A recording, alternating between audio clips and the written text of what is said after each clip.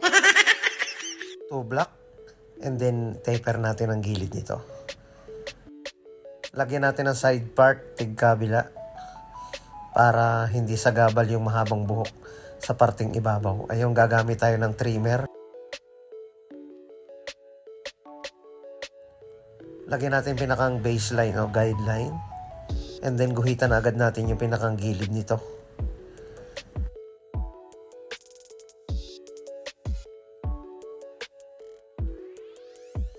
Medyo naka-carve dito sa likod, naka-letter U.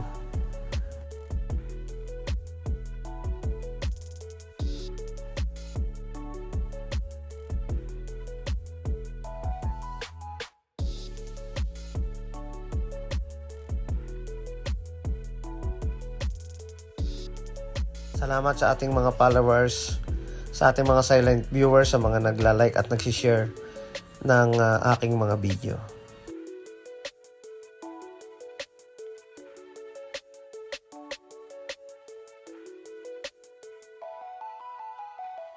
Gamit tayo ng number 1 na clipper guard.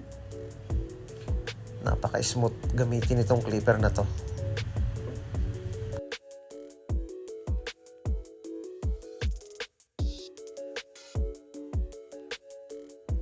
Then overcomb, tanggalin natin yung mga kumakantong buhok dito sa part na to. Kunti-kunti lang para hindi mapataas.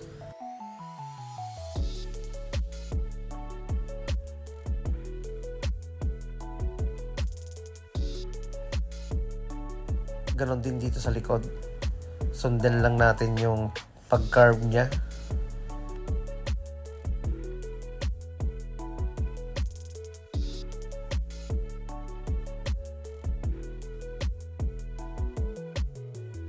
Zero close or zero half sa pagbura ng guideline o yung pinakang baseline para maganda yung pag-blend.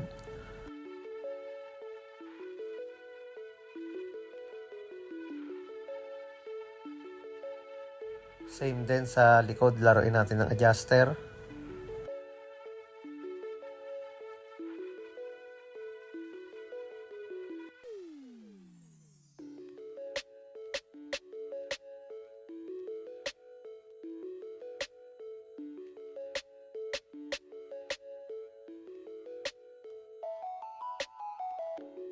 Basain bago ahitan.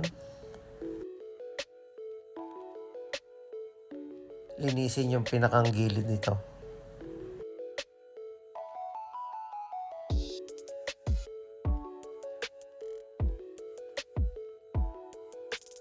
Basain ng ibabaw para matrim natin ng konti.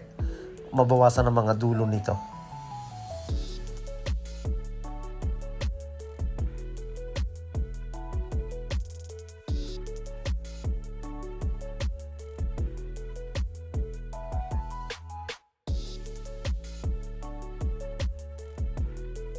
I-blower para matuyo yung kanyang buhok. Lagyan ng konting pomade. Ayun, okay na. Suwabe. Yung kanyang buhok ay naka-taper. Naka-2 block. Binawasan lang natin ng konti yung ibabaw.